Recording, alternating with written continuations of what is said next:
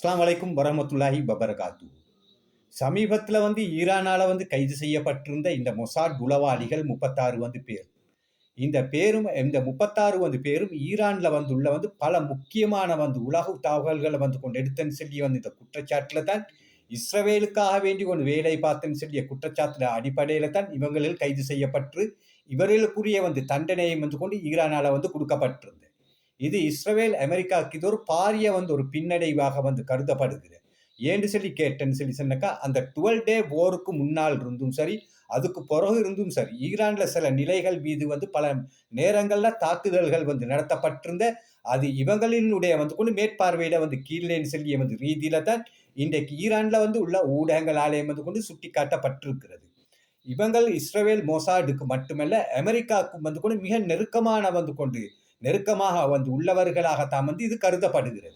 இந்த 36 கைது செய்யப்பட்ட இந்த விதமானது இஸ்ரவேல் அமெரிக்காவுக்கு கொண்டு பாரிய ஒரு பின்னடைவை தாண்டி இன்றைக்கு ஈரான் இஸ்ரவேலுக்கு இடையிலான அடுத்த கட்ட ஒரு போர் இன்றைக்கு நிகழக்கூடிய ஒரு நிலையில இன்றைக்கு இருக்கிற இந்த தருணத்துல இவங்களால சேகரிக்கப்பட்ட இந்த தகவல்களும் இன்றைக்கு இஸ்ரவேலுக்கு கொண்டு இது ஒரு பாரிய பின்னடைவை உண்டு பண்ணக்கூடிய நிலையில தான் இந்த கைது வாரண்ட்டும் கொண்டு உள்ளடங்குறது. ஈரானால ஏற்கனவே செல்லப்பட்டிருந்த கொண்டு செய்திகள் அடிப்படையில இஸ்ரவேல்ட 150க்கு மேற்பட்ட கொண்டு அணு விஞ்ஞானிகள்ட கொண்டு ஃபுல் டீட்டெயில்ஸும் கொண்டு ஈரான்ட கொண்டு கைவசம் இருக்கிறேன்னு சொல்லிய ரீதியில 3 மாசத்துக்கு முன்னால செய்திகள்ல இது சுட்டி காட்டப்பட்டிருந்தது. கிட்டத்தட்ட 150க்கு மேற்பட்ட கொண்டு இஸ்ரவேலிய கொண்டு விஞ்ஞானிகள்ட கொண்டு ஃபுல் டீட்டெயில்ஸும் ஈரான்ட வசம் இருக்கிறேன்னு சொல்லியது இன்றைக்கு அது சாதாரணமாக எடுக்கக்கூடிய செய்தியா பார்க்கறதுக்கு இயலாது.